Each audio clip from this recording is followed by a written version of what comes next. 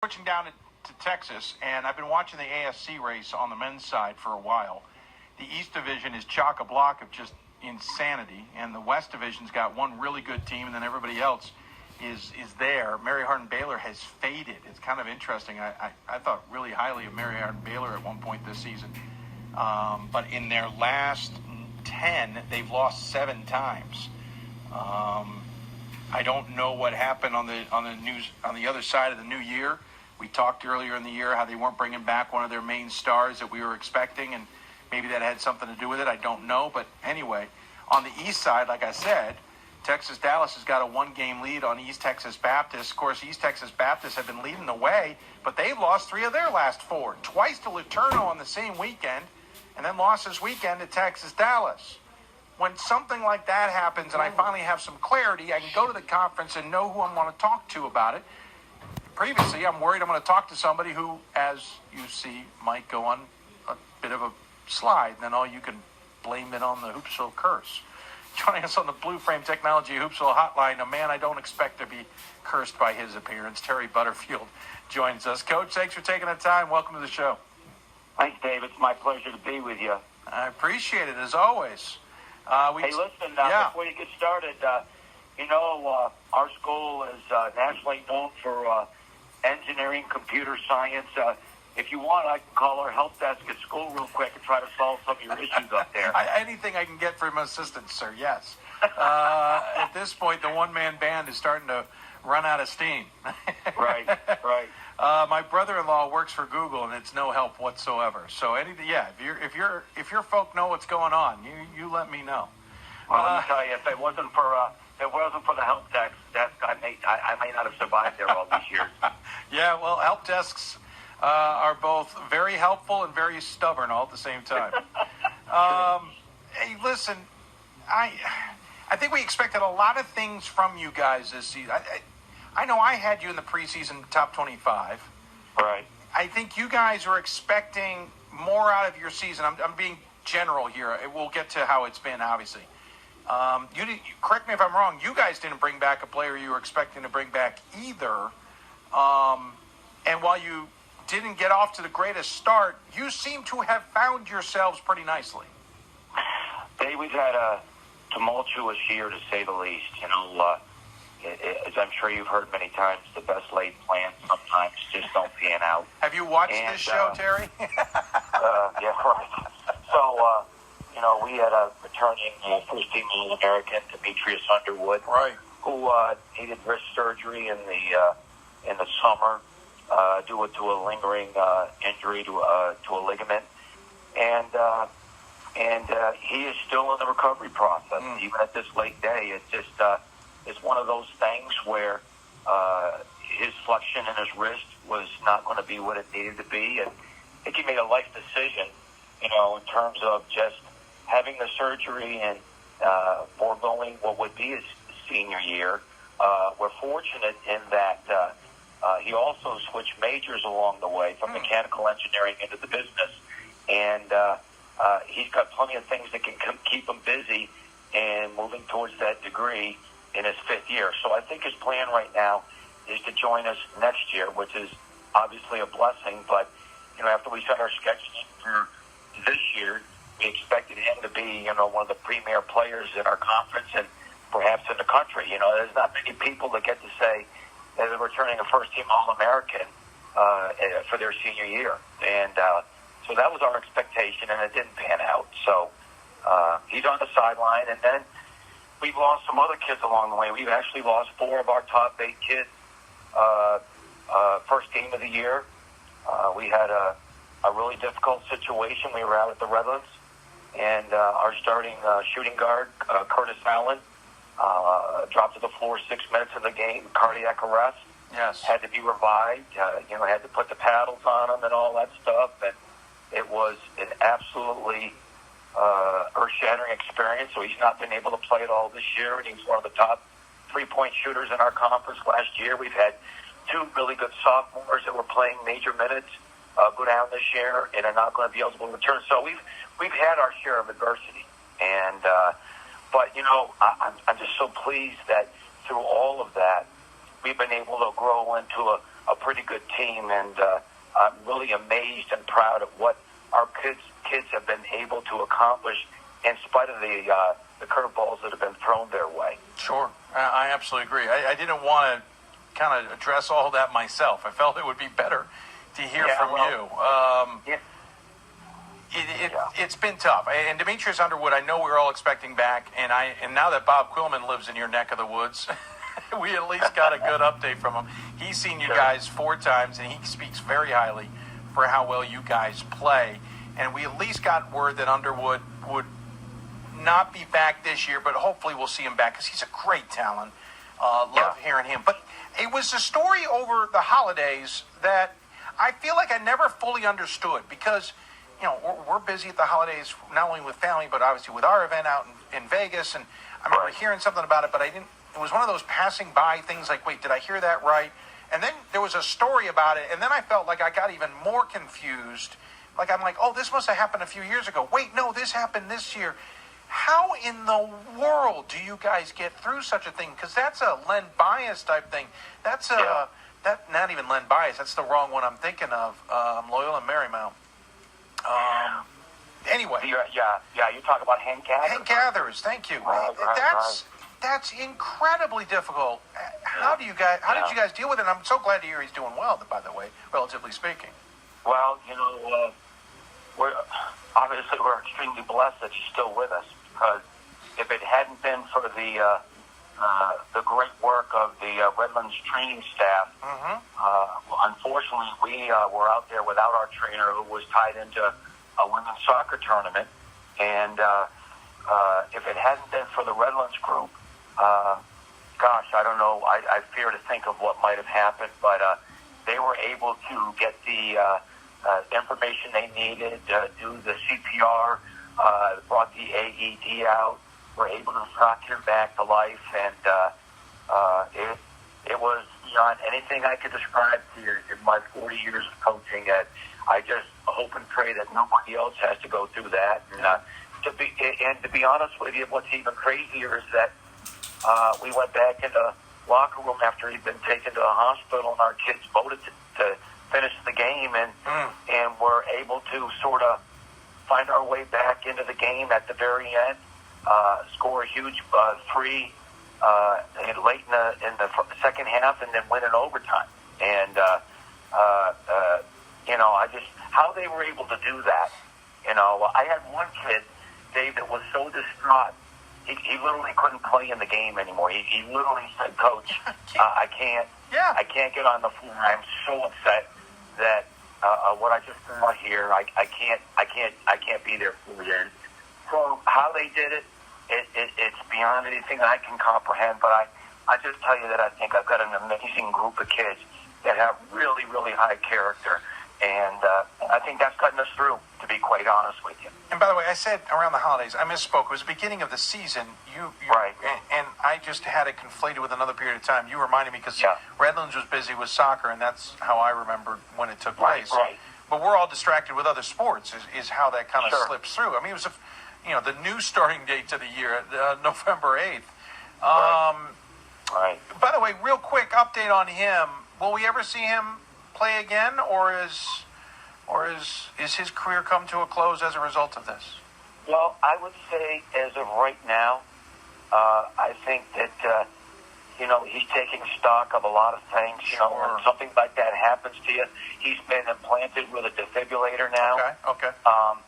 There has been some conversation for him that there have been people who have gone through that sudden cardiac arrest with no reasons and have come back and been able to participate again. I think they are still trying to figure out what happened, because there's been no clear indication, and they've done a lot of genetic stuff, and I don't know where we stand, because I say to him playfully once in a while, look, when this season's over, it's going to be just like your senior year in high school, because I'm going to re-recruit you again. You're not going to get away from me that easy. And we miss him dearly, not only from the basketball perspective, because he could shoot the living daylights out of the thing, but more so because he's such a mainstream for our team. he's got a great sense of humor, and he's very well liked by our guys. And he certainly is participating and traveling with us and doing things. Oh, good. But, it's just not the same. Sure. It's not the same as having him out there, knowing that we can get him the ball, and he's going to knock down a three, and he misses it terribly, because he had worked so hard to get ready for his senior year, and it was probably the best preseason he's ever had, and he got to play a whole 6 minutes. So, that's a conversation for later. If he walked in my office tomorrow and said, look, I made up my mind, I'm going to play again, I'd be doing somersaults because he's a great kid. That's awesome.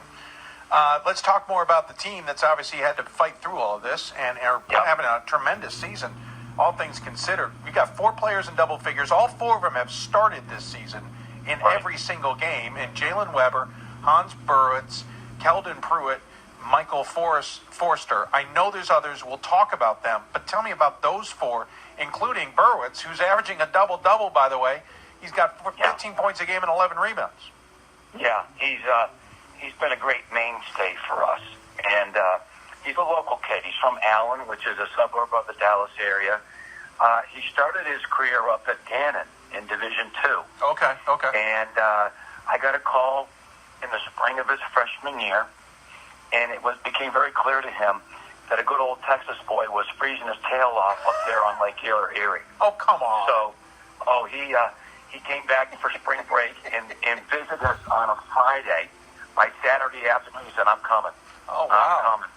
And he was a very good student, so he was able to meet our admission standards. So we feel very lucky to have him in our program. He's really a talent inside. He actually can shoot the ball a little bit, but he's very, very strong, and he's very adept and good around the basket. So he's been a great player for us. And the other guy that gets him the ball a lot is, you mentioned, was Jalen Weber. Jalen's an interesting story. Houston kid, came out of high school, went to Houston Baptist, didn't have a great experience there, transferred to our local community college, junior college, Collin, which is Division I JUCO basketball. Played a year there, and obviously we didn't think there was any chance we could recruit him because those kids, they go to some really great schools for basketball. But word came to us that he was very interested in becoming an engineer. And, engineering is what we do. And, long story short, he chooses to come to our place because of our mechanical engineering and is doing a heck of a job. It's about a 3.6 in mechanical. And, not very often a kid will turn down a full ride somewhere because he feels like his future's in a different area and he's going to make a decision academically, number one. But that's sort of what he did, and he's been fantastic. He's been sort of the heart and soul of our team, along with Hans. Isn't that story the D3, though? I mean, we can certainly point to a number of players who decide, listen, I've got better things to do than I want to play basketball, but I know I got to do other things in my life. And they realize that the D1 sit on the bench at realm may not be the best option.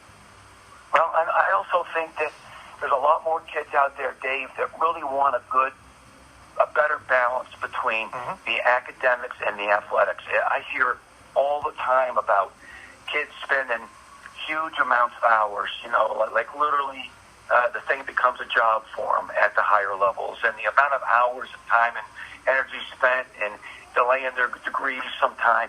This kid, he just wanted, he had a vision for what he wanted academically, and I think he felt that this was the best option. And I know 5 years from now, 10 years from now, when he gets out of school and people are just working hard to get his attention in the workforce, he's going to be tremendously successful. By the way, we should point out he's averaging 4.3 assists per game. His assist-to-turnover ratio is 1.4 to 1, which isn't too shabby. 17.5 points a game, 3 rebounds a game, shoots 44% from the floor, 35% from deep. Is there anything he can't do? He's pretty well-rounded. And, he's had a little bit of adversity lately. He's been nursing a little bit of a hamstring strain.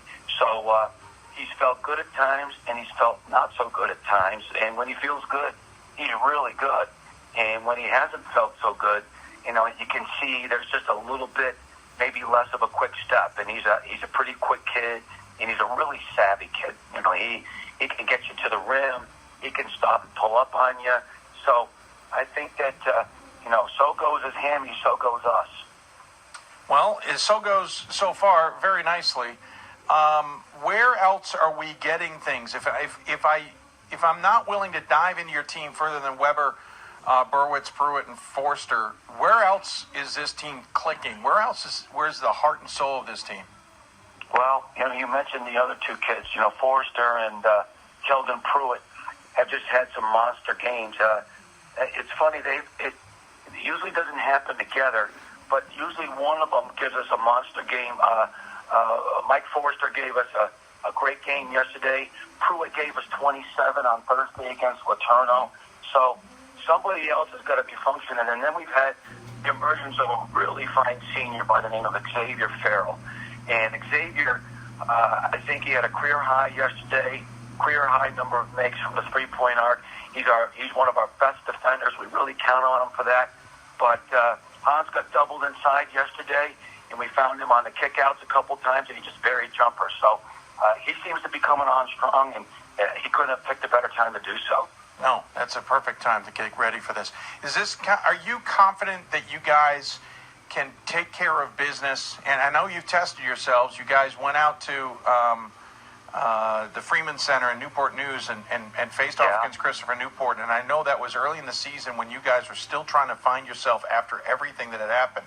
But have you found yourselves, and are you guys now feeling like you're controlling things well enough that A, the AFC conference is going to come through your neck of the woods, and B, we're going to be talking about you guys in March? That's an interesting question. We've got 4 ball games left. We've got to go out east this week. We've got to go to Belhaven and Jackson, and we've got to go to Louisiana College in Pineville, Louisiana. And both of those teams are very capable. Take nothing for granted. We finished with 2 West Division foes. We finished with Hardin Simmons and McMurray.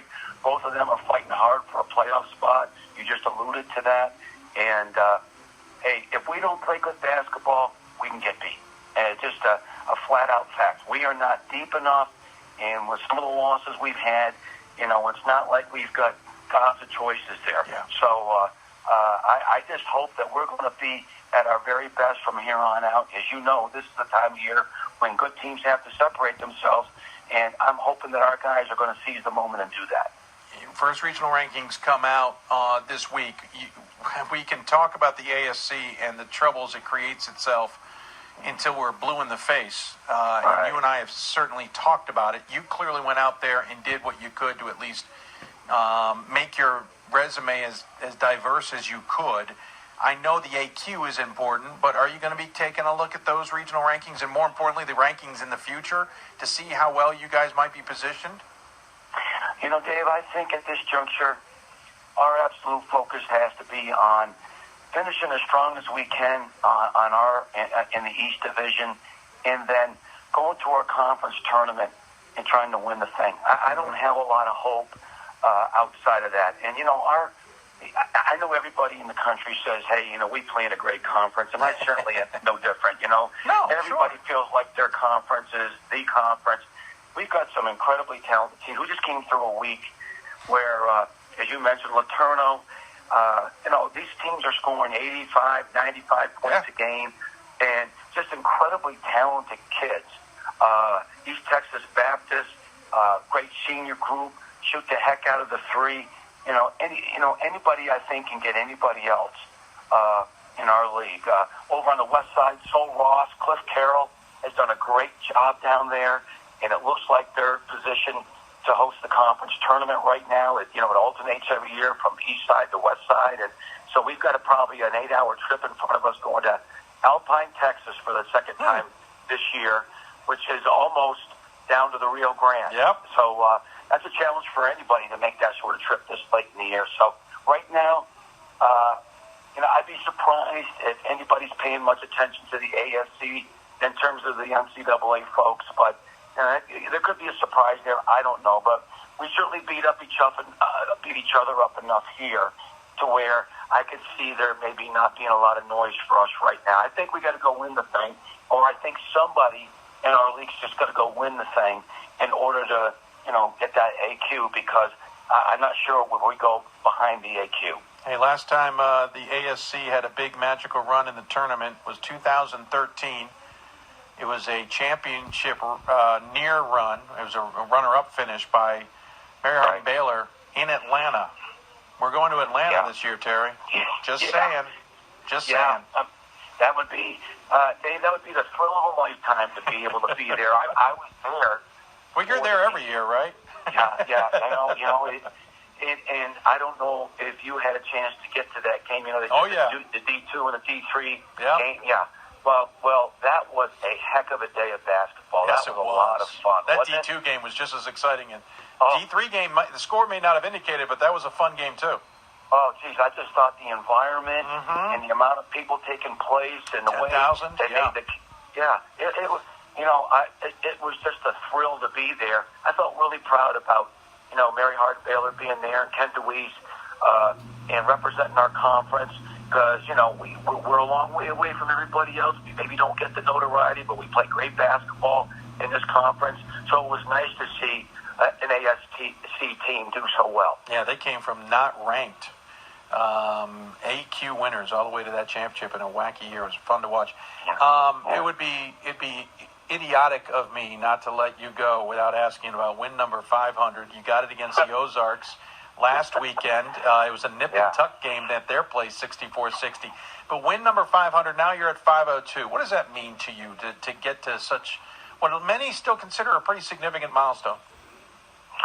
Well, it seems sort of surreal. Been doing this so long. It's not something that you think much about. I've been going around telling people it means I'm as old as dirt, and I've been able to persevere in this business. As you know, this business squashes many people out, and people don't want to put up with the sort of things you got to put up with. But for me, I can't help but thinking, it's sort of funny because.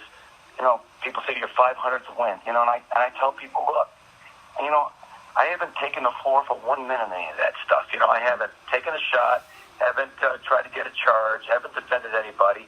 And I know what I do has merit, but what I think about is all the great kids I've had the honor to coach over all these years, and so many of them were able to check in with me this week via Facebook or social media or text. And almost every kid said to a man, hey, I was really glad to be part of a couple of those. And, I learn every year, Dave, that your notoriety as a coach and the quality of your career is based on having high character, high level kids. And I've been blessed with that here at UTD. You need to check something because according to the NCAA, you're at 503, which is one game more. So, well, if they want to pile some more on me, I'll take it. But well, it was along with the 500 losses. I'm just kidding. Not quite. But no. I kid. I just have some fun with you. But no, I looked it up because I wanted to double check what your record was, and they have 503 wins. So congratulations, you're one win closer to 600.